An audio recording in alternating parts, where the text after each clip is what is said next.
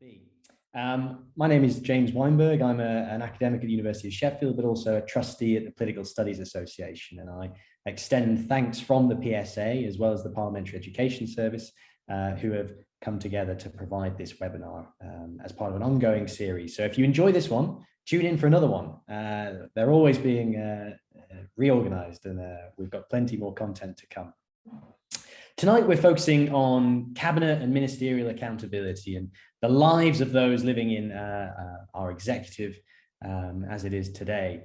And thinking about how the executive manages its relationship with the Parliament and what it's like being a member of the executive. How does the cabinet work? What does individual and collective responsibility mean? How does the executive manage its relationship with Parliament, et cetera, et cetera?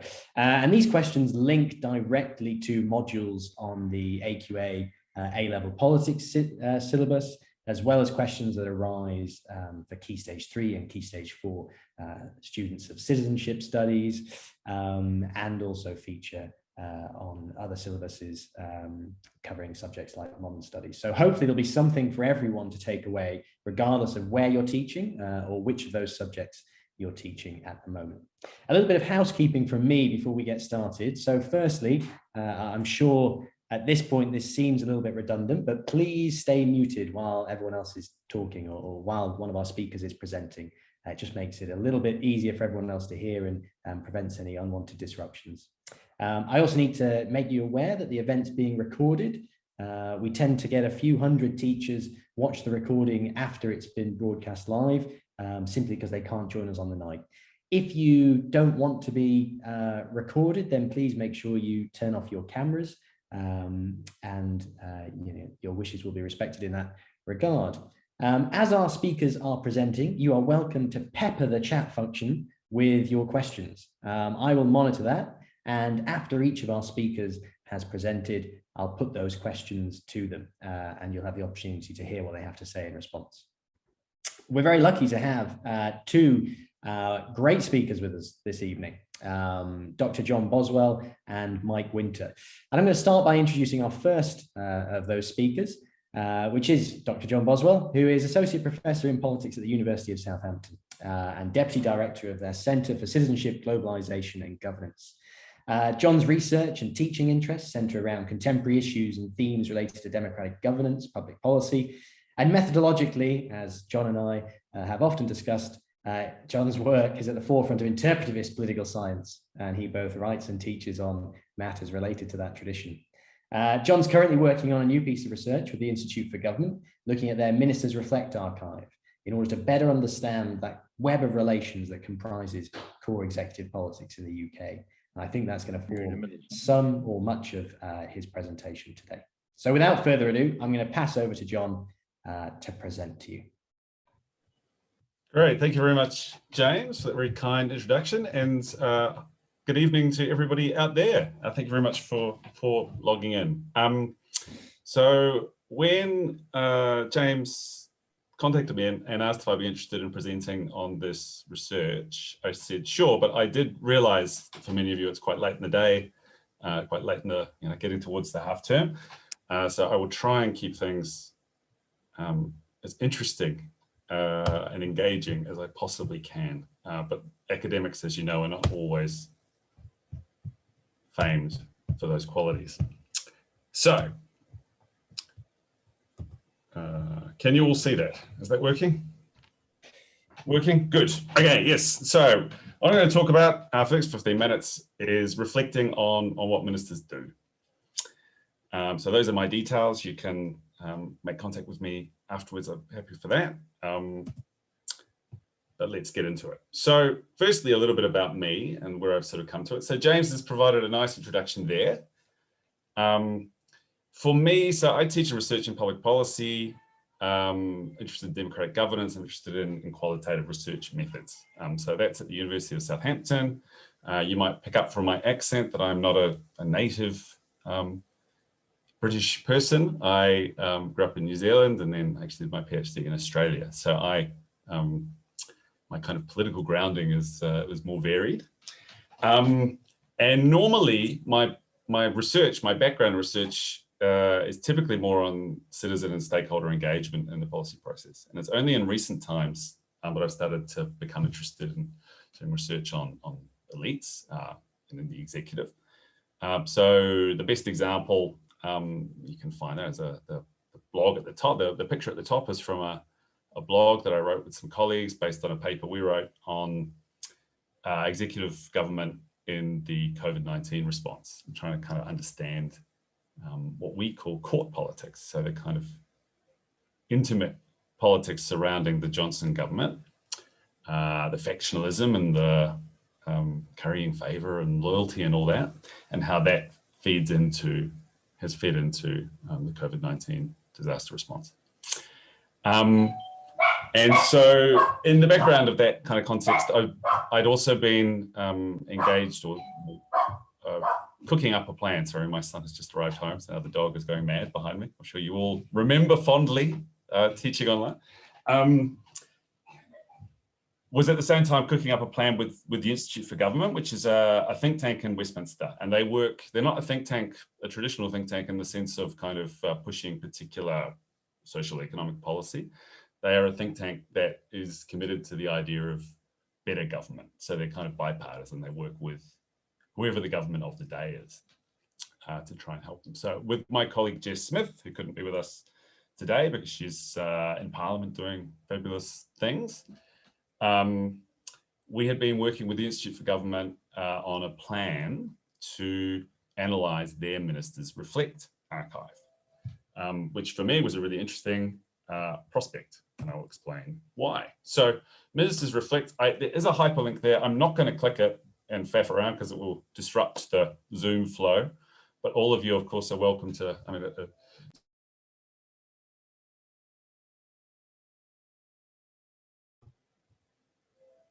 can you all hear me? Okay, I was getting strange Zoom messages. Ministers' Reflect is an archive of, it's now up to about 120 or even more of exit interviews with former ministers. So had a lot of cycling of ministers in Westminster in the last 3 or 4 years for fairly obvious reasons. And so there are a lot of former ministers, and that has greatly increased the number. So it covers across eras, ranks, roles, demographics, but it probably does skew more recent, which means more conservative members, just because of what's been going on lately. But it has become almost an expectation for a lot of ministers that this is something they do when they, leave that, when the prospect of a ministerial role is kind of over. So Greg Clark was one of the more recent ones, and he joked, I was excited because it was my turn. It was my turn to do it. So there's almost an expectation that they do this now because they have a strong relationship with the Institute for Government. And so for a researcher like me, this is really exciting because despite my charismatic charm, I cannot get this number of very important people to talk to me. So this is a perennial problem for researchers, is that, we ask people to talk to us, and some people have reasonably good networks that are able to do that, but not anywhere near to this degree. So this is vastly in excess of any previous research attempt to kind of talk to people at the apex of government. So it's very exciting in that respect. And yeah, far more comprehensive than anything that exists. The focus of their interviews, so the difference is normally when we do interviews, we set what the interviews are about, right? We are in charge of it, but here I'm kind of beholden to what they've already got. So the focus of their interviews tends to be on what makes an effective minister. So they have a bunch of, it's what we call semi-structured interviews. So there are a bunch of recurring questions that they ask almost everyone, but then also some that are bespoke to the particular person in their portfolio or some crisis that happened that they were involved in. So I have, in the course of the last couple of years, I've been using this archive as a teaching tool myself. So I teach British government, I teach public policy, and I've taught research methods, and I found it useful in all those forms. Just as a sort of a little bit of variety and to get students interested in that human side of politics, which is what really interests me, right? Sort of understanding a minister, not just as a position, but also as a person with insecurities and thoughts and feelings and worries just like the rest of us, right? So I found that quite an effective tool for that, for kind of getting inside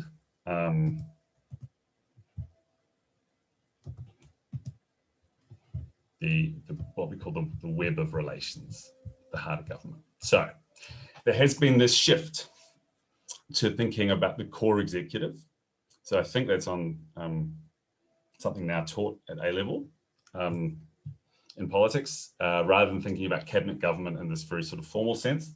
There's a sense of thinking also beyond that about what we call the core executive, which is a more informal set of relationships at the heart of government. So by that, it means, you know, the special advisors, top officials, and so on, often have just as much say or just as much influence as a junior minister, or probably more. And so it's sort of getting us into this web of relations, but what does that look like from the inside? And particularly what I'm interested in is how do ministers learn to operate within that environment. I mean, one of the most striking things, if you look at the archive, is that in almost every case, they reflect on how out of their depth they felt and confused and worried. You know, we all start new roles and we all often feel that way. Certainly I have in every role I've ever done. But I guess we don't think about this in terms of government, right? But a minister often is put in their role with no experience of leading anything, with not always even with substantive knowledge of the portfolio that they're on top of. So sometimes they're totally new to it. And sometimes with no understanding of how government works, really, right? And so when you think of it this way, well, from the inside, it's sort of, wow, that must be really confronting and really difficult. And so they've got a tough task to try to get on top of things with obeying media, with many colleagues probably hoping they fail, and right, all of that going on. So the questions I'm interested in are, how do ministers work out how to get things done? Because government's a pretty complicated beast. How do ministers get on top of a new portfolio when they're being reshuffled regularly? But I think, in particular, I'm not going to have time to focus on all of that. I've also only just in the last sort of 2 months been working on this, so don't have definitive answers yet. But I'm going to explore with you the last of these questions because it's in many ways the most intriguing and exciting. This is how do ministers learn to navigate what I call the court politics, you know, the kind of intrigue and drama around number 10 and number 11 in particular, to keep their job or maybe get a better job. So this is something I was thinking of particularly timely, given the very popular Blair Brown documentary, which is on BBC at the moment. It's highly recommended. But this idea of learning to navigate court politics. So one of the striking things, reading through it, all the interviews, is a sense of a pecking order within government.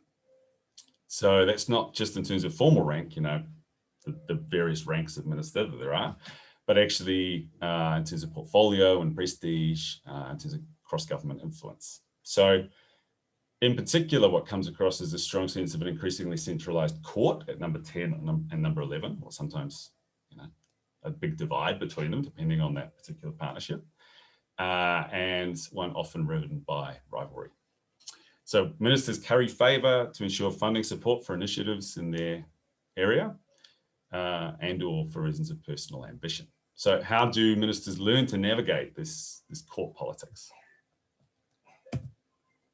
So I've got 3 kind of strategies I've come across so far I'm going to share with you. So one, this is from a junior Tory minister called Andrew Morrison. And in his interview, he reflects, and he's sort of, this is, you know, exemplary of a wider kind of sense that there's actually not much power influence junior ministers have, and that often their best strategy is just to do what they're told. So he was quite bitter about this, actually. It's kind of interesting, certainly very frank, and said, look, management in terms of ministers, as far as ministers are concerned, is abysmal and wouldn't be tolerated at any other walk of life. You're there at the pleasure of the Prime Minister. He can hire and fire you at will, and without giving a credible explanation, you just have to suck it up, basically. Those are the terms and conditions. So What this kind of gives voice to is the sense of often ministers will talk about doing the dross. And what they mean is the sort of parts of the job that aren't very glamorous. You have to go out and visit some factory, or you have to go and often, and Mike can pick up on this, often aspects of the parliamentary work they do are considered to be unglamorous or unexciting. And often, particularly in this sort of pecking order, the people lower down it simply have to do that, to show that they're competent and to make friends. And the hope that they'll be rewarded with a more glamorous job later. Now, what you also see is, and this tends to be much more senior people, is that they learn how to pick battles and push back. I think it's number 10. So the best example, I mean, there's lots of examples of how people try and, push back against influence from the centre, or kind of play off the centre off against each other. But the best and certainly most entertaining is the interview with Ken Clark, who I'm sure most of you know, but he was a long-term minister, so minister in the previous Conservative administrations from the 70s and 80s, or 80s and 90s, sorry, and was then one of the kind of elder statesmen who had a ministerial portfolio in the Cameron government when they came in after a long time in opposition. And so he kind of knew, he felt like he knew what was going on, but also didn't like what he perceived as big changes in the way government works over that period of time. So brought about by, the shadowy Malcolm Tucker type, Alistair Campbell and kind of centralized control. I didn't like it. So jokes about finding all kinds of number 10 parrot chicks were turning up in the department, having meetings with all my officials and discussing policy. So I got them all thrown out.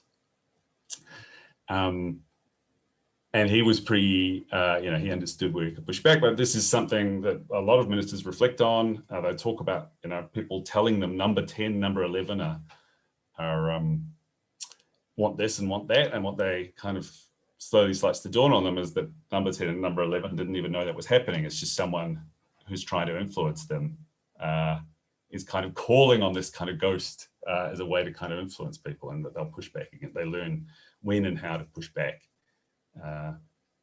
to get what they want. And then a third strategy I've come across is about using the old boys club. So I think probably this is something a lot of people reflect on. I think one of the most interesting is Amber Rudd was talking about it in the context of the kind of gendered practices of cabinet government or executive government. And so she talked about, she had a personal, she had been, I forget what role, but she had a relationship with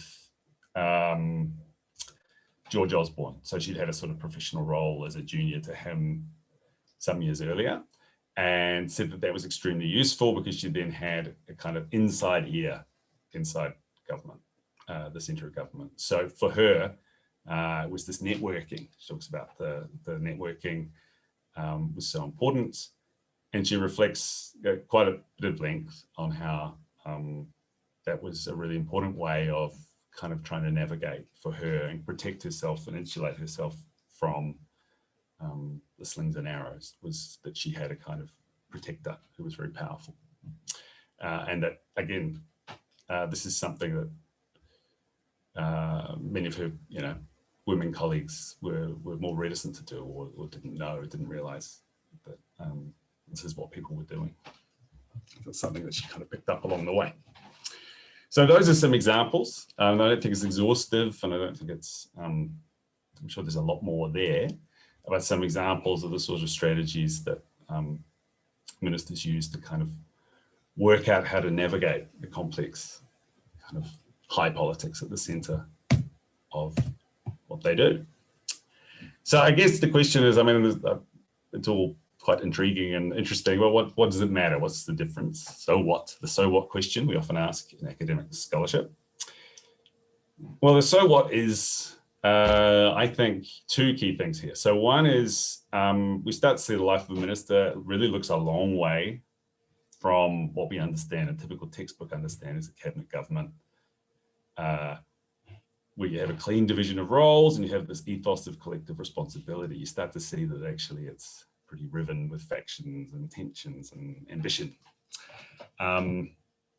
And this is something that comes through really, and particularly thinking about the gendered element I was talking about there with Amber Rudd is something that comes through really interestingly in some of the work of a British scholar called Claire Annesley. So that's her recent book, or she was a co-author of a recent book there. But also comes across, so a senior colleague in my department is Rod Rhodes, and he's written extensively about this, about the everyday life of British government. So that's a well-known book. It kind of starts to tease out some of these dynamics. And the other thing is that the second part of it is that their experience starts to explain sometimes why things seem so inefficient or strange or dysfunctional, right? So, I mean, one of the things that people reflect on a lot is that there are these ministerial teams, but usually the ministerial teams are not picked by the Secretary of State. In fact, they're sort of foisted on them, and they're typically picked in ways that are intentionally kind of balancing factions. So you might end up with a team where they all hate each other's guts and sort of represent different parts of factions within the ruling party. So it's little wonder that, things aren't always as efficient or functional as they might be. So there's well-known work looking at, why is British government so susceptible to disaster and fiasco and blunder? So the best known recent work on this is by Anthony King and Ivor Crew, The Blunders of Our Government, very entertaining read. But it speaks to this sort of, explanation of why things sometimes don't go to plan. But anyway, beyond that, I mean, they're pretty speculative findings at this stage, but at the very least, I mean, I guess the main thing to communicate to this audience is that it's a really interesting, colourful, and surprisingly frank set of reflections that I think might be of interest in some of the teaching that you do to get, certainly they're accessible and available, and some of your students might find it really interesting. But I will leave it at that. Brilliant. Thank you ever so much, John. I don't know if you want to take down your screen or stop sharing your slides. Brilliant. Well, as I said at the start of the call, if you have any questions, you can post them in the chat and I will pose those to our speakers. Whilst you're having a think about what you want to ask, I'll kick starters. I've got a couple of questions for John that you can have a go at. So really interesting to hear some of your initial conclusions about the strategies that ministers might take if they find themselves in one of these positions. I was wondering, of those 3 strategies you shared, and you said it wasn't exhaustive, which of those was most common, or which appears to be most common, and do you think there's a reason for that? So I would say it appears to be. I mean, I'm speaking out of school a little bit in terms of I need to go back and check, but my sense is that it's almost a trajectory of progression, particularly from the first strategy towards the second two. So most people start off just taking what they can get, but that the more senior you become, either the ones who are a bit more, I guess, bolshy, sort of conflict oriented, do the Ken Clark strategy, and those who are a bit more conflict averse go the Amber Rudd strategy. But yeah, I think there's a limit to, people won't, that first strategy is really a junior minister one for people who are just happy to be, happy to be noticed, happy to be in the room. It reminds me of academic department meetings. Well, yeah, probably most walks of life, actually. But yeah. I mean, it's really interesting though. This is a stepped process. These strategies are sequenced in some way. That's a really interesting finding. I wonder, thinking about that human side, because that was something you mentioned right at the beginning. Were there certain MPs or types of MPs that you think manage the stresses and strains of ministerial office better than others? Did that come across in this archive? What were those qualities you think that made for a, I don't want to say effective, that could be the next question, but a resilient minister? Yeah, interesting. So, I mean, it's a product of what it is, as in what the data source is, and the kind of what we call the presentation of self, right? The way people choose to be remembered or try to remember themselves. But my sense is that there's not always a lot of deep reflection on this.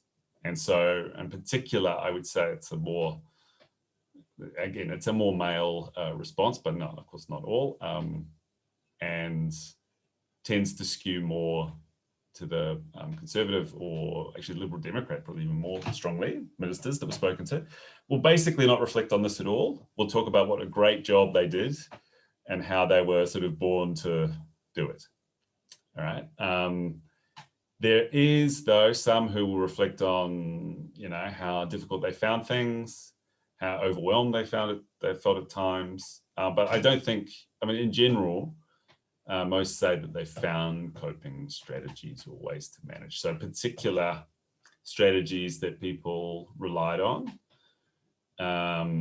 is the kind of development of what my colleague Rod calls the advisory cocoon. So basically, you insulate yourself from the outside world of flack and so on if the senior ministers get special advisors, but others still have their private office, and that they will talk about, many of those who are a bit more humble will talk about the importance of that private office in kind of protecting them and guiding them. That potentially has interesting implications for, whether they're effective or not, because in many respects, that kind of self-preservation or going into the cocoon might actually not be a good thing necessarily for the way they actually govern, right? Like we can see some negative consequences of that, in particular concerns around ideas like groupthink, which I'm sure James can wax lyrical about with his expertise in political psychology, but the idea that if you surround yourself with like-minded people and you're with them a lot, and you kind of, see things in the same way, that you might not necessarily consider alternative ways of dealing with a problem or tackling an issue. Yeah, it's sort of it's like blinkers. It limits what you might achieve. So yeah, certainly they do it to survive, but whether that makes them better, more effective ministers, I think, is a moot, open question. Yeah, fascinating. The idea that the advisory cocoon is a coping strategy, but also one that might lead to weaknesses in governance. I have more questions, but I will save them because we've got a question in the chat from Marcella, who would like to ask John, would you say that the issue of cocoon isolation is applicable to the response of COVID, thinking of transport and health, not communicating? Right, yes, so that's interesting, and I can refer again, so not so much, obviously the ministers in the archive haven't reflected on COVID yet because they're all still active ministers, well, except Matt Hancock, who they can't get to talk to them. Everyone else is still an active minister. But the previous work there that I alluded to, there's a blog post that I'd linked to there, a paper that did with some colleagues on, so we compared Denmark and the UK and their responses to COVID. And for certain within the UK, the sense of it's called I'm trying to think what the name of it was. They had I think it was the Quad, or they had some name for their group of ministers in the UK who would take decisions every morning. So they had a kind of emergency meeting, what's often been called a kind of kitchen cabinet, as in not the formal cabinet, but the really important people, the people that the Prime Minister trusts, basically.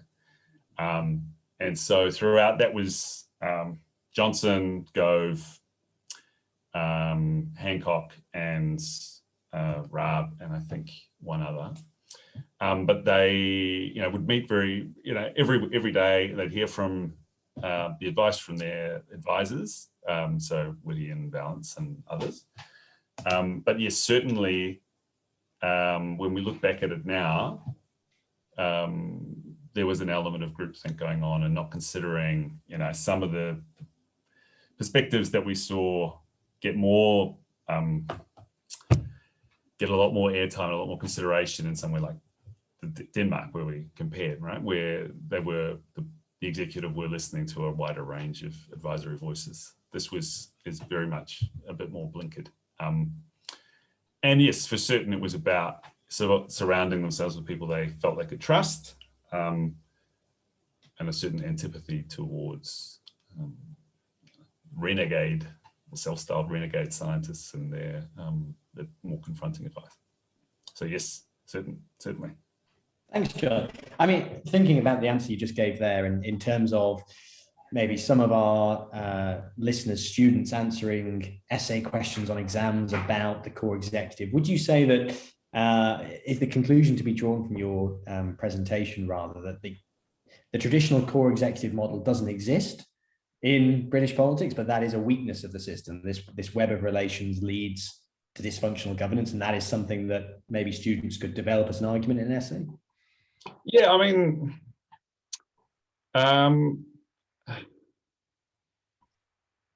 yes, for sure. So, I mean, I'm just going to hold up now because it was sent to me. So this is a book. Can you see it? It's called Comparing Cabinets, hot off the press. My colleagues in Australia and UK have just written this, comparing Britain and the UK. The UK with, I think, 4 other countries, so the Netherlands, Denmark, Australia, and Switzerland.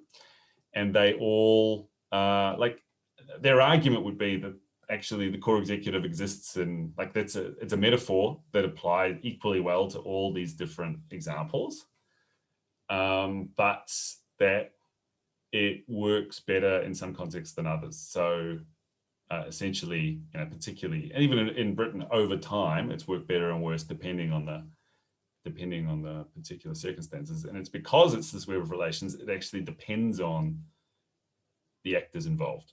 So as in, it depends on who those relationships are between and within. And that's why we get quite big differences over time, and also across contexts, even dealing with the same sorts of issues. I mean, in contrast to that, so Karen has asked, can we hear a counter argument? Are there any examples or events where a core executive? Yeah, absolutely. So in fact, that's a lot of the archive. Obviously, as I say, the presentation itself, a lot of people talking about how great they were, but without question, there are lots of examples of success. So that's one of the questions they'll ask, and they ask repeatedly. So that could be something someone might be interested in looking at. What went well? What's something you're really proud of? And so examples are things like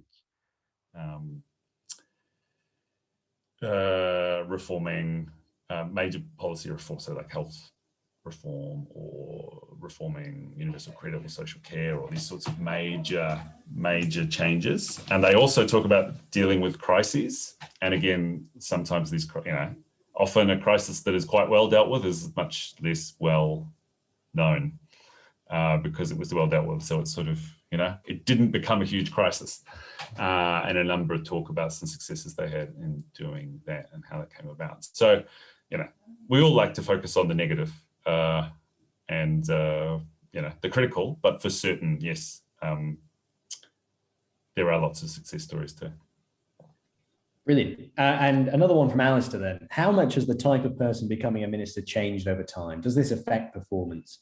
Was there a golden age when Conservative ministers had business military leadership experience and Labour ministers had run major unions? This is a really interesting point. In fact, we're talking about, so it's accompanied by a large, so there's the Sheffield government have a quantitative database that they've been working on. It doesn't include this information. We were talking about that it should, but it doesn't yet include it. So they might try and incorporate it. But there is, I know, work from scholars like Peter Allen in particular in the UK who've looked at the kind of what he calls the political class, the people who become senior politicians. And there has been this narrowing of pathways, is the claim, and that increasingly people come, so a large number come from what is this, in essence, a political background, so a background So a number were special advisors or worked in that sort of political capacity, political party with an affiliation in that way. And that is, a lot of them talk about how that's quite useful. So, you know, the kind of trajectory, I don't know, Ed Balls is a good example. The trajectory from being Gordon Brown's kind of key advisor to kind of then going into government himself. So he knew, by the time he went into government, he knew, you know, how things worked, and he knew all the people, and he could kind of seamlessly take up the role. But I think it does speak to a, you know, potentially a worry around the same theme we've been talking about, where, you know, the background is narrowed, and so the perspective is then narrowed. So that would be, I think that's a good point. I think in terms of the, and I would say in both cases, the kind of traditional pathway is, you know, from trade unions or business or military is much less common, and much more common is this party kind of history or political history. I think Peter and Paul Kearney talk about brokerage professions. You know, the number of politicians who come from a profession like law or finance or consultancy, where they're circulating in the same kind of cultural networks as existing politicians, and that gives them an added resource when it comes to entering political office themselves. Brilliant. We've got one more question. I think we've got time for this one, and then we might have to wrap up and move on. But Adam Brown asks, do you think it matters if a cabinet minister or minister has direct experience of the department they're running, for example, as a doctor, Department of Health, or a soldier in the MOD? Yeah, so this, I mean, that's another question I'm really interested in. I'm just starting to get to grips with, is this sort of substantive understanding or knowledge of the portfolio. So quite often, when you have a change of government, that's when you get people who have been working on that portfolio. So they might not necessarily be, you know, a doctor, but they will have, so someone like when Andrew Lansley became Secretary of State for Health, he had been the shadow position for like 5 years, and he had built up relationships, and he had thought about it intently. Now, I'm not saying I think Andrew Lansley's reforms of the health service were great. Please don't take that way, but he certainly had expertise in the portfolio, right? And so I don't know that it has to be a kind of professional direct expertise in that way, but a lot of people do reflect on, we're getting this increasing, and it was very bad under Blair and Brown, probably less bad under Cameron, but has got worse, is the reshuffle. So we actually had a reshuffle, you know, a month ago, maybe less, and people are put in new roles, and a lot of people will reflect on how difficult that is, that you are in the middle of something and suddenly it's like, here's a new role, and they don't know much really, or have much particular interest in that role or area. And so I think that is challenging, and I think there's certainly something, you know, the reshuffles are usually politically motivated, so it's not really about competence, although it can be. Often it's about government wanting to kind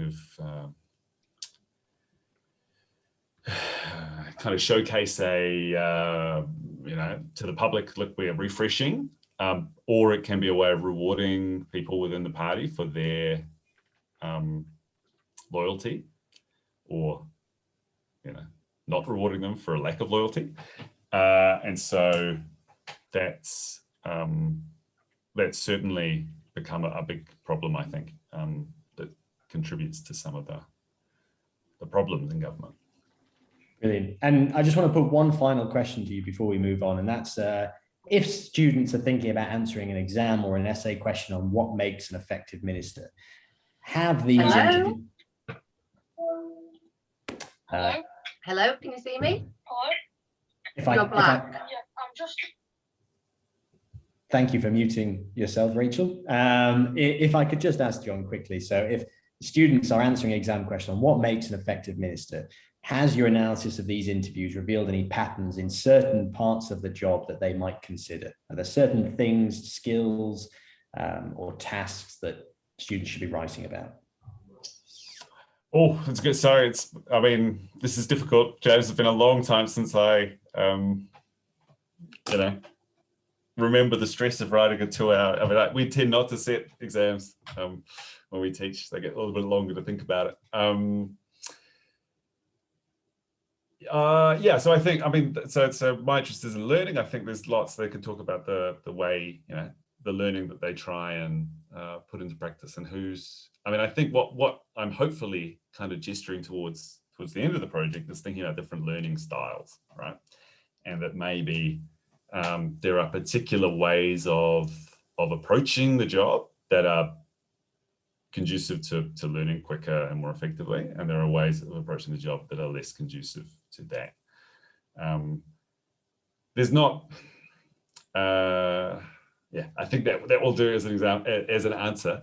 I think, there's lots of rich potential stuff that students could find themselves or think of themselves by going through the archive, but as yet, I don't have any ready-made solutions for them.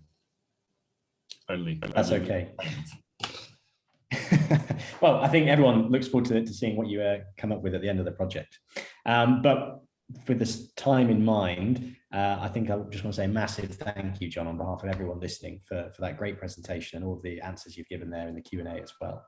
I'm going to pass now to my colleague from the Parliamentary Education Service, Rosie Gillham, who's going to introduce our second speaker. Over to you, Rosie.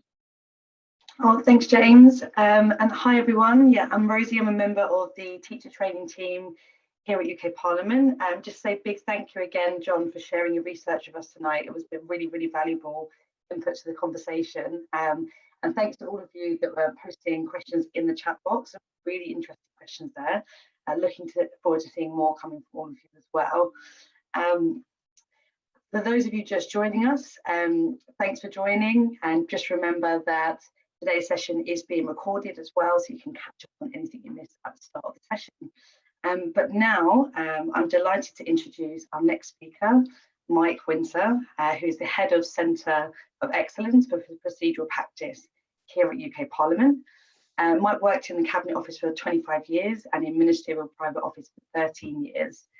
He joined the House of Commons 5 years ago, working with select committees and the Journal Office before moving to his current role.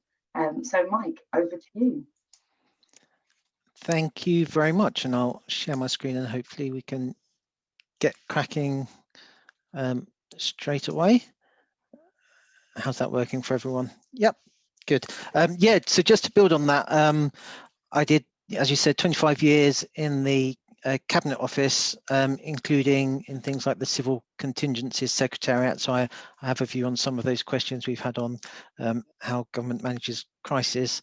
And also, as you mentioned, 13 years in Ministerial Private Office, both under a Labour government for people like Harriet Harman and Jack Straw, and then as a head of a private office to the Leader of the House of Commons. So as Principal Private Secretary to Sir George Young, Andrew Lansley, who was previously mentioned, William Hague, and then under the Conservative government, Chris Grayling. And that's a really interesting ministerial post because they wear their two caps. They're responsible as government's representative in Parliament, but also as Parliament's representative in government. And as has been said, after leaving the Cabinet Office, I joined the House of Commons, so currently in the Journal Office on the Procedural Office, but also experiencing clerking committees, including my last post was as clerk as the Housing, Communities and Local Government Committee. So poacher turned gamekeeper, went from preparing ministers to appear in front of select committees to thinking up the difficult questions to make them answer. And I hope to spend a bit of time today talking about that. My presentation is hopefully a practical pickup on some of John's points, but focusing a lot on the executive's relationship with Parliament, and it's sort of how does the executive manage its relationship with Parliament, but perhaps from my point of view, now being a clerk, sort of how Parliament manages its relationship with the executive. So very happy to answer questions at the end on either my experience in sort of Ministerial Private Office and the Centre of Government, or as a clerk.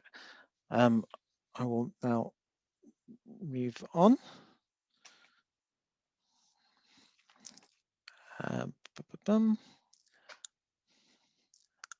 That doesn't seem to be moving on for some reason. Hi, Mike. Is there, as you kind of wave your mouse over the screen, down in the bottom left-hand corner, some arrows you can use? Just a bit of a light screen.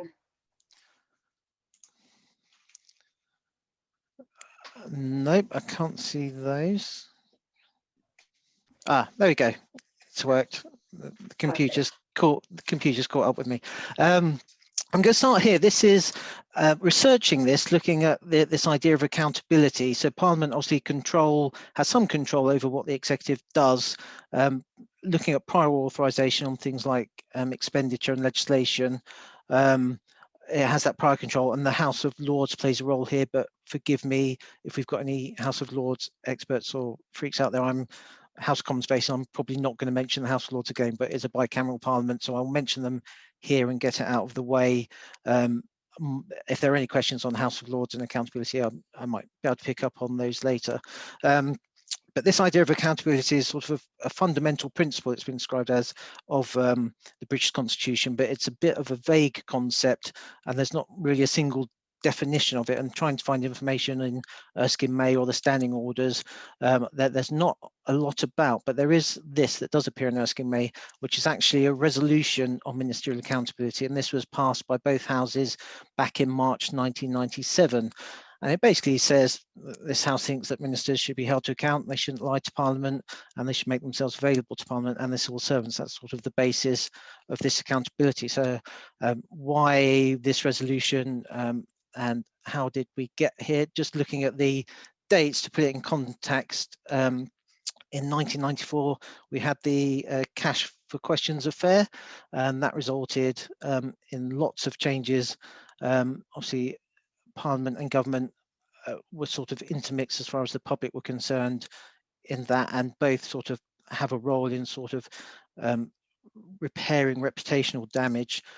Following the Cash for Questions affair, interestingly, we had the appointment of the first Commissioner for Standards, who is the person in Parliament who looks after the Register of Members' Financial Interests.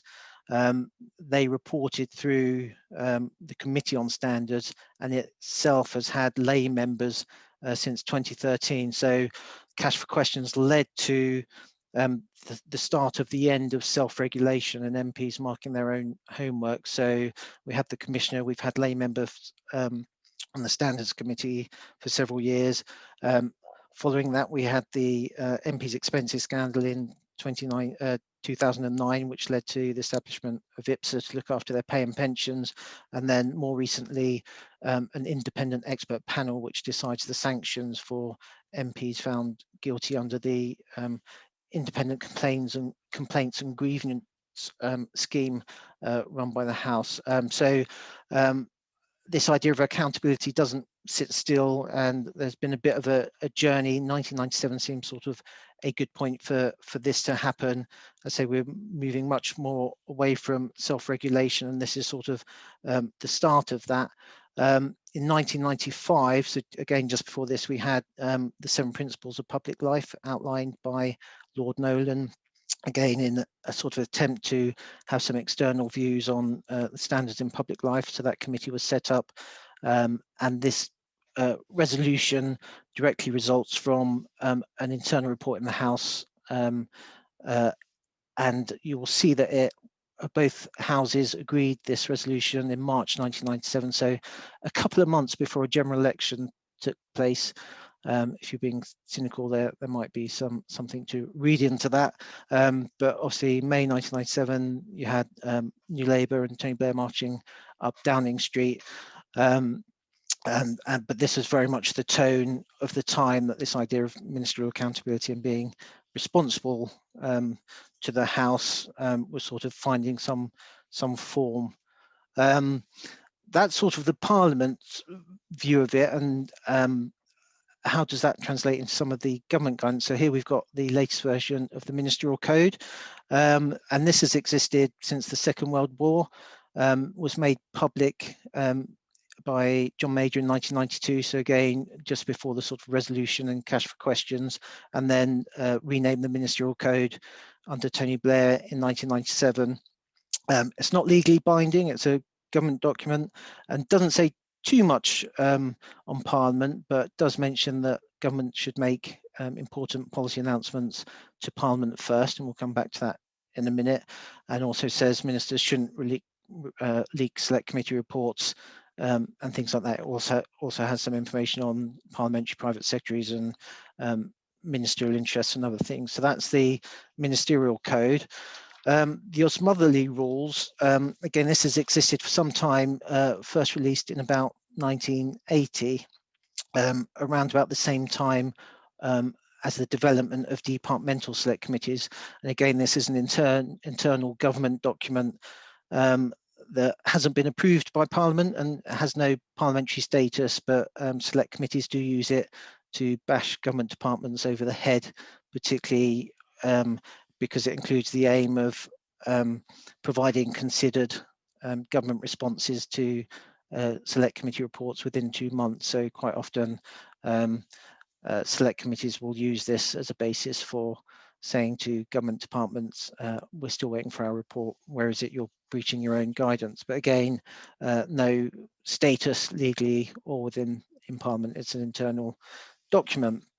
The final bit of government sort of guidance I want to share with you is the Cabinet Manual. This was a result of the coalition government, so sort of born out of the issues about, well, we don't have a written constitution as such, so can we put some things down in writing about how you form governments and what the core principles and things are. So it explains things like collective responsibility, but also some core principles with regard to ministers and their dealings with Parliament.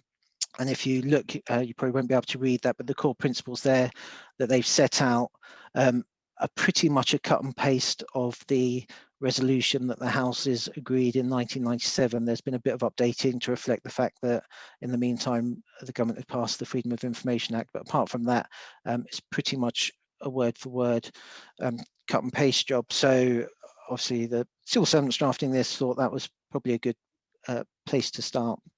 I've just repeated that resolution as their core principles. The other page there talks about the scrutiny of government. So scrutiny is sort of this distinct activity that gives life to this sort of concept of accountability. And the Cabinet Manual mentions sort of 3 areas of this scrutiny: parliamentary questions, evidence to committees, and statements to Parliament. I'm going to cover all 3 of those very briefly. I want to end on committees and give you some personal experience of how I found being a committee clerk, but I'll start with statements, if I may.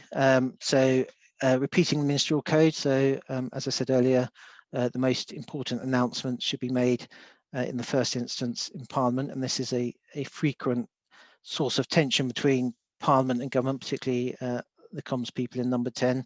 And so for even this session, the Speaker has made his own statements rebuking the government for not following this guidance on 3 separate occasions. So the one shown here is from September. Interesting in that towards the end of it, he starts a bit of a veiled threat saying, if you don't stop playing ball, we'll have more urgent questions. So in terms of how the executive manages its relationship with Parliament and this idea of accountability, certainly one of the relationships that they need to manage is that with the Speaker. The Speaker has a role in helping the House to hold the government to account, and one of the powers he has is this idea of asking urgent questions. It really became more known as a mechanism during the John Bercow years. In the 20 years before John Bercow, they were averaging about 0.1 per day per sitting day, so that would be like 1 every fortnight. And during the 27-19 session, so Bercow's last, it was up to about 0.88 per sitting day. So you're looking at sort of 1 UQ per day. There's a balance there because it used to be UQs perhaps had more political damage when it was once a fortnight and ministers really were being dragged to the House. If you're doing it one a day, you lose some of that impact, but it's certainly annoying for government ministers having to appear, and certainly made the point that they need to be at the House being held to account. The other more nuclear option the Speaker has is to do emergency debates under Standing Order number 24, and they can be for up to 3 hours. I say a bit more of a nuclear option. Don't have as many of those, but certainly part of the armoury that the House has collectively exercised through the Speaker in terms of keeping the executive in check. Parliamentary questions, we obviously have the oral questions to departments. There's a rota and there's an hour given over every day to oral questions, and PMQs forms part of that. How useful PMQs is as an accountability exercise is arguable. Useful to note at this stage that since 2002, the liaison committee, that's the chairs of all the select committees sort of gathering together, have also conducted regular hearings with the PM, and they are normally themed with 3 or 4 topics lasting up to 3 hours. So a bit more of a focused hearing with the PM, a bit more systematic. So that's been happening since 2002. In terms of written parliamentary questions, in recent years, the Procedure Committee, one of the internal committees of the House, have started taking an interest, and they regularly produce these sorts of league tables of Whitehall departmental performance in answering questions on time. So they look at how well they're doing in terms of responding, but also they look at points of order raised by MPs and points raised during business questions to also consider sort of the quantitative success of the questions and how satisfied members are in the responses they're getting. So again, in the system of parliamentary questions is obviously an important one for backbenchers and the opposition in holding the government to account, and the House now has this way of helping to manage that and to give some substance to that through one of its own committees. I can move over to select committees. I'm talking here about sort of departmental select committees. So these aren't the procedural committees or bill committees dealing with bills. These are the departmental select committees, as I said earlier, set up in 1979. And the core work remains much the same as it did then, which is just to examine the expenditure and administration and policy of the government body it relates to and its associated bodies. The things outlined here are the core tasks. So the liaison committee that I mentioned earlier has put together these core tasks first in 2002, and they've updated them a couple of times since then. And that gives select committees a sort of collective agreement as to what they should be doing. It's obviously up to select committees to set their own remits. Some will concentrate much more on certain of these areas than others, and most of their work is done through inquiries. So that's having oral evidence sessions, inviting written evidence, and then issuing reports and following those up. I'm going to move on to the committee that I last clerk. There's 2 pictures there. One is the lovely horseshoe. Obviously, we try and have a less adversarial approach in committees, so they're cross-party committees. The picture on the right is me clerking a committee in May 2020, sat at this very desk. We did manage to keep going throughout lockdown and keep doing oral evidence sessions, much like this really, and also producing reports and doing other things.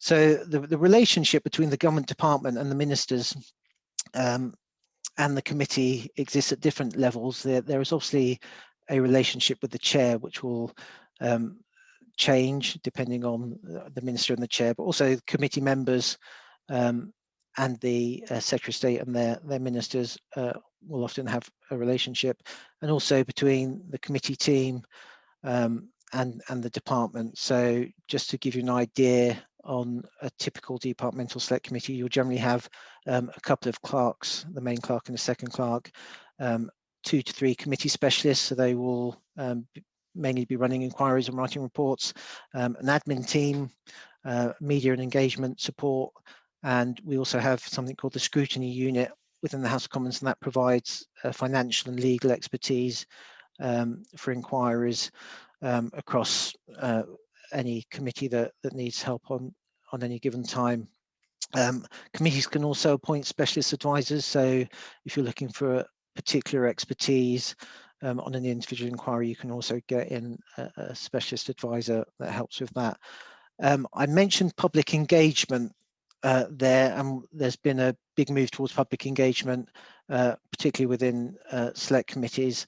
I'm not going to say anything more. I just want to flag it. We could do another hour's session on public engagement and how that relates to scrutiny and accountability, but just to flag it as an issue. So as well as moving away from marking their own homework and sort of having lay members of committees and things like that, there's also this move to how we engage the public effectively in the political process. My mantra for the team, which I borrowed from the IFG, something I heard read in one of their reports, was that the committee needs to be as constructive as possible and as critical as necessary. And I thought that was a really good line, which explained really well how a committee should approach its work. But what does that look like? A couple of examples. This is from the work of the HCLG committee last year. I mentioned the chairs and ministers, and we mentioned before about expertise at ministerial level. I joined the clerk of the housing committee when Clive Betts was chair. He's still chair, and he'd been chair for about 8 years before I joined. So having no background in housing communities or local government, it was a steep learning curve for me, and Clive is certainly more expert than most of the ministers that come before him. I think, again, picking up from what was said earlier, was it really is based on personalities and the politics of the time. We have procedures, and procedures sort of underpin everything, but it's personalities and politics that really defines the relationship.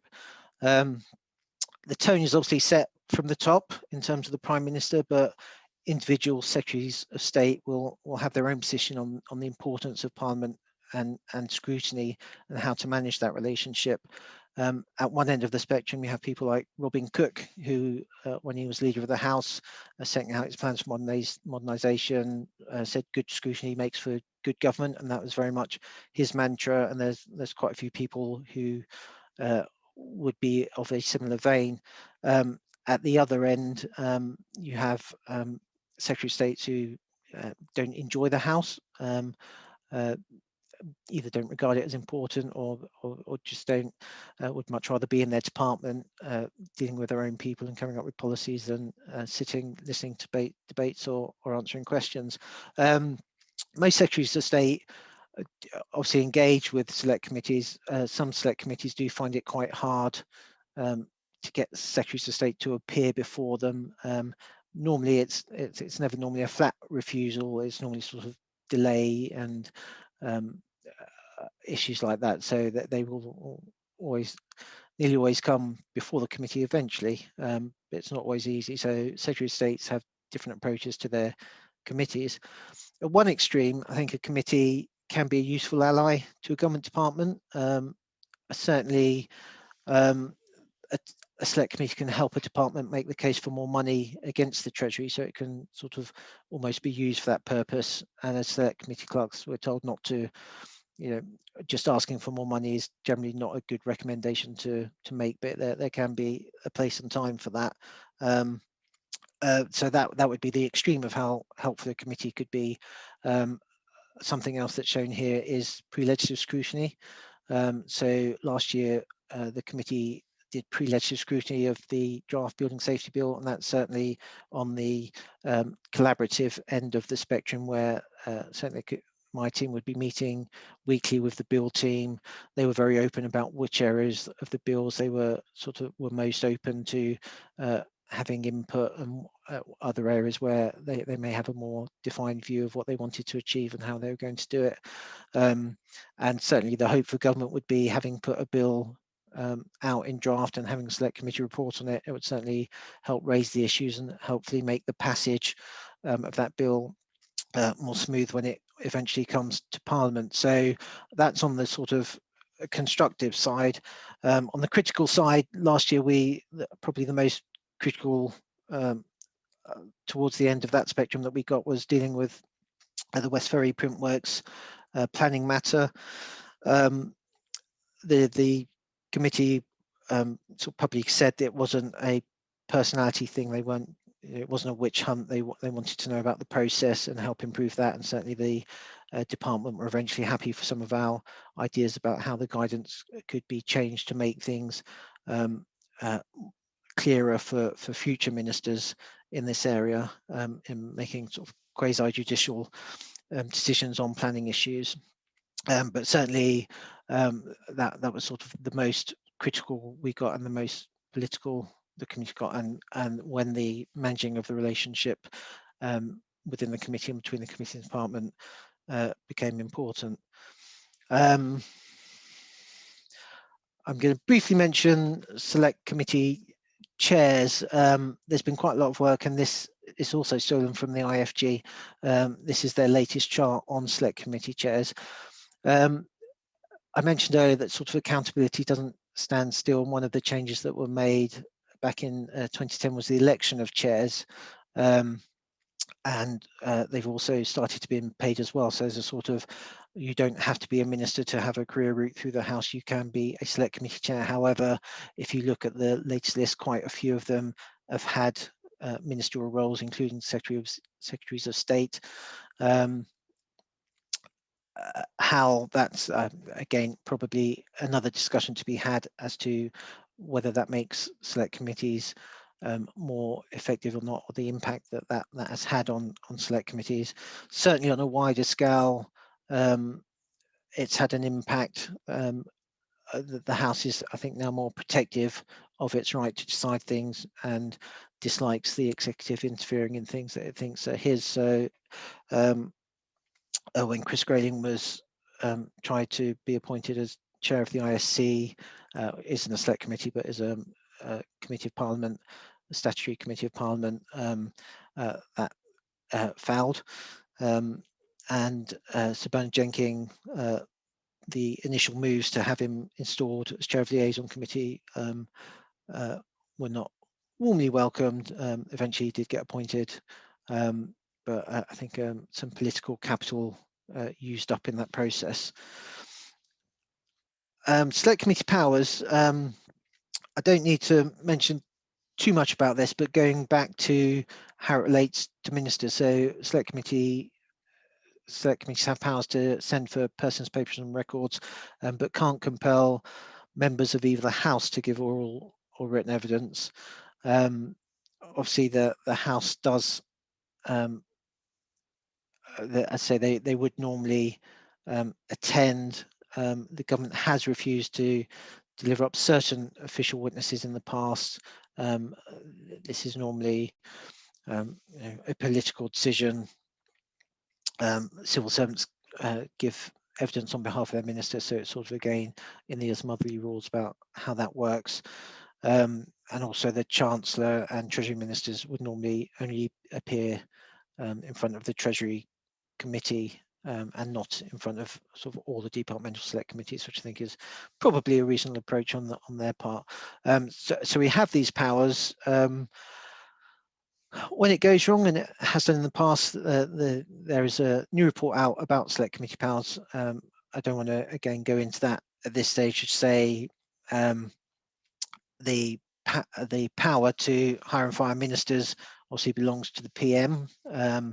So he has that power. The House can't do anything about that, and the House has admonished people for not attending select committees before, including certain Dominic Cummings, but that didn't stop the PM then appointing him as Chief of Staff in number 10. So again, there are processes in place, but ultimately it goes back to personalities, and the politics of the time is how much political capital are people willing to spend on any given situation. I will end there and just say, I think, picking up on the earlier presentation, that the House obviously has procedures in place to ensure ministers are accountable through the various ways they can be scrutinised. But in terms of how that's managed, never underestimate the importance of personalities and the politics of the time. And I will end it there. Oh, thank you very much, Mike. It's been really great to hear that, especially following John, listening to John's research. We've got some questions in the chat box already, so let's dive into a few of those. So first one from Alistair, thanks Alistair, who said there's a trend for recent former ministers to be elected chair of select committees in areas close to their previous government roles, e.g. Hunt, Clark, I think Morgan for a while. How healthy is this trend? Could it impede good scrutiny in some ways? Yeah, I think there's two sides to that argument, and it's something that the IFG are sort of keeping an eye on, and it may be too I think it depends on the personalities. I think Jeremy Hunt, to be fair, and the IFG have sort of said this in their recent stuff, hasn't been particularly helpful to the government. So I don't think that's necessarily done the government any favours that it's him as opposed to someone else, and has been quite open about some of what happened under his watch. I think that is a question for certain areas where social care policy, housing policy, these aren't things that last over a parliament then change. These are things that policy impact, climate change, things we're doing now will be still of relevance in 10 years time. So I think it's certainly something that needs to be watched. I say select committees, although the chairs have quite a lot of power, and part of the election was to do that, they decisions and reports can only be agreed by the whole committee. So there is that balance, internal balance within select committees that would hopefully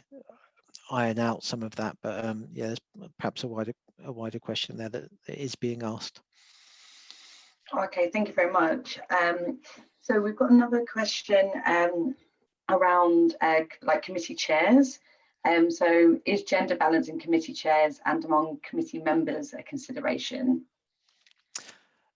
It is. I established the European Statutory Instruments Committee, which was the House of Commons sifting committee that looked at secondary legislation under the EU Withdrawal Act and decided on what process it should go through. And that's relatively unusual to set up new committees in the House. So this was obviously 2 or 3 years ago, and part of the standing orders for that committee was that it should have a gender balance. And it was the first committee. I'm the clerk of the first ever Commons committee that had a gender balance imposed on it by standing orders. It's a really interesting discussion. It's certainly something that the whips, when they are putting people on committees, are conscious of. They haven't always got it right. Certainly in the standing orders, we had an odd situation that a male member of the committee wanted to step down, had a female replacement, but she couldn't be appointed because it would have breached the gender balance rule. So it sort of, at the start, it worked out because there was an equal balance. However, it did mean we had to stop a woman becoming a member of our committee because she was a woman, which I don't think was necessarily the intention. I think for that, I wasn't really bothered by the gender balance as well. I think I wanted to know that the regions were covered, and we had, Scottish members and people who could represent regions who might be affected, and perhaps a variety of Brexit views. I don't know whether they were man or woman was specifically relevant to sifting sort of negative statutory instruments as a process. We also don't have a 50-50 parliament, so we don't have enough women in Parliament to make a sort of 50-50 split work. So there were concerns as well that if you imposed say a 50% women on select committees, you'd almost be forcing them to go on select committees, perhaps as opposed to doing a ministerial job or taking another path. So there are some wider issues of concern that yeah, how helpful that may be in the sort of wider parliamentary picture. But it's certainly, that's an issue. The select committees have to have a party balance based on the election results. And I know the people responsible for getting on people on committees do have a thought as to their experience, where they come from, where they represent, mixtures of views, those sorts of things. So hopefully those things are considered. And they're certainly well reported on now. So we have people like the IFG and Hansard taking a very close interest in gender balance and all those sorts of issues. Yeah, so some great resources on that from both the libraries as well, the House of Commons and the House of Lords libraries. So all of those research briefings can be accessed by the public as well online. Thanks, Mike. So another kind of follow-up question from Alistair, who says, has anyone done an update on the Constitution Unit research from 2012 on select committee impact? That study didn't include the post-right changes. They found, slightly. They found 40% of select committee recommendations were adopted by government, including some significant policy changes. Do you think that still holds? Could their impact have gone up or down since? Yeah, it's a really hard one. There was, so the liaison committee has done a bit of work on effectiveness and stuff, but sort of looking at policy changes that may help select committees be more impactful in dealing with some of the issues around public engagement and those sorts of issues. The IFG now do their yearly parliamentary monitor. I think it's really hard to, it's always been a really difficult one, and the IFG have done some work on, sorry, I keep mentioning the IFG, it's just because I read the report recently. They did some work on how you can track select committee recommendations. It's something all clerks of select committees are conscious of, but actually doing a good job of knowing exactly what's been accepted and what hasn't. It's not always easy. Some things are partially done, some things happen 3 years later. It's not very often that you get a government response that says yes to recommendations 1 to 4, no to recommendations 5 to 10. It's a bit more subtle than that. So it's quite a hard thing to track, but certainly as a clerk of a select committee, one of your jobs is to look back at past reports and recommendations and to see if there's anything that can be reignited and followed up to make sure that where you think you had a good case and the government hasn't acted, that you can sort of build some progress and momentum behind that.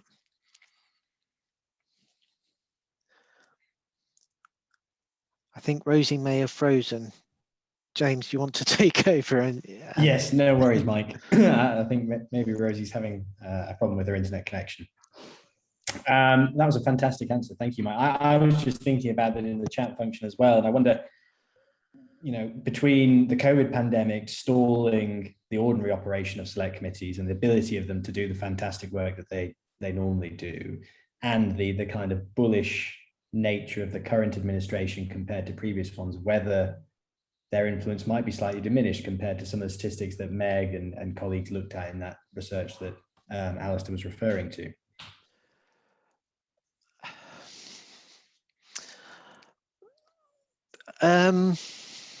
It's such a difficult question to answer in the moment.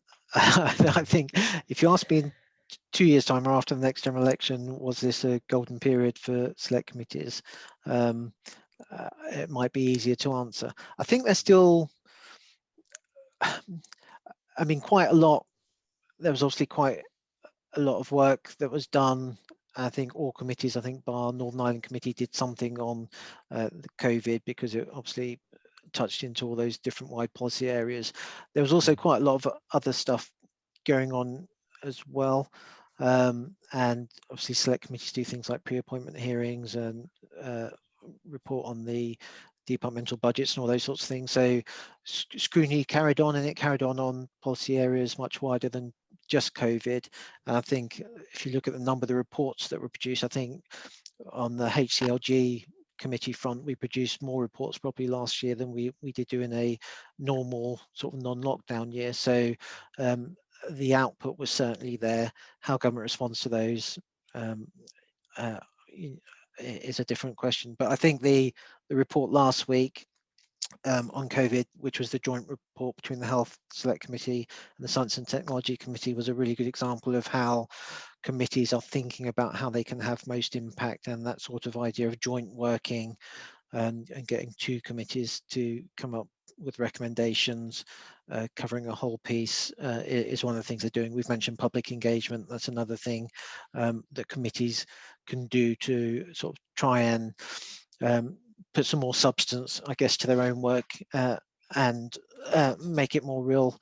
I think the most we did quite a lot last year on the HCLG committee in terms of housing and the impact of COVID on housing and homelessness, and did a session with people who had been affected by being homeless. And we weren't talking to just the charities or the minister. We had people in who were giving their point of view on the current situation, and that was the most impactful session I've ever experienced as a committee clerk. So I think that's it's really important, and select committees are doing it much better than they ever have, I think, in terms of who they're listening to, how they're getting evidence, and how they're using that evidence. Brilliant. Thank you, Mike. I'm aware that Rosie is back with us, so I will pass back to her in case she had any questions of her own that she still wanted to pose. Oh, thanks, James. Just because I dropped out due to my internet there, I can't see the chat anymore. Can I just double check there wasn't any more questions that had come through just before I came back in? No, you're right, Rosie. We've not received any more questions, so I think we're at a point where we can start to wrap up if you'd like. Oh, okay, brilliant. Well, I'd just like to say a huge thank you again, Mike, for joining us this evening. Really, really valuable contribution, and great to kind of hear that alongside hearing about John's research. Seeing kind of both of those insights into this topic has been really, really useful. So thank you again, and thanks to all of you that joined us. You all have an extremely busy schedule, so thank you for coming along and kind of sharing your time with us and sharing your questions and thoughts throughout the session. As James said at the start of the session, this is a series of events, and so we'd love to see you at the next one. I know there's been some information being shared about the Political Studies Association in the chat box, but we'll also be sharing with you a feedback form after today's session, and you'll get an email come through with that. If you could let us know what you thought of the session, and importantly how we can improve the next time, and there'll also be an opportunity to sign up for more information both about that and our own UK Parliament Teacher Network, a professional network for all teachers at all stages in their career, where we can provide support in teaching about aspects of Parliament just like this one. So it would be lovely to see you on that as well. As we've got 5 minutes left, I can see another question has just dropped into the inbox. Mike, would you be happy to take that one? Of course. Just before we dropped off? So Adam asked us, has the COVID crisis led to a review of the role and performance of the Civil Contingency Secretariat or other security-based committees like the NSC or the National Risk Register? I don't think it has yet, but I'm sure it will do. And I think there are lots. John mentioned the sort of some of the kitchen cabinet stuff that went on. I think it does adapt, and certainly when I was in coalition government, we had a quad of 2 Conservative members and 2 Lib Dem members that would sort of oversee the main policy discussion. So sort of things were added to the processes within government to suit the times, and I'm sure there will. Civil Contingency Secretariat was born out of foot and mouth disease and fuel crisis and these things that happened, that the government realised foot and mouth wasn't an environmental just an environmental problem. It, you know, it affected tourism much more than it affected farmers. In some ways, it crossed over all these different government departments. So civil contingencies were sort of born out of a realization that the centre could be better, but there's lots of secretariats within the centre that manage the policy and help to manage crises. I think a light will be shone in public inquiries and other things as to how effective they were and whether they could be improved. So I'm sure that will happen.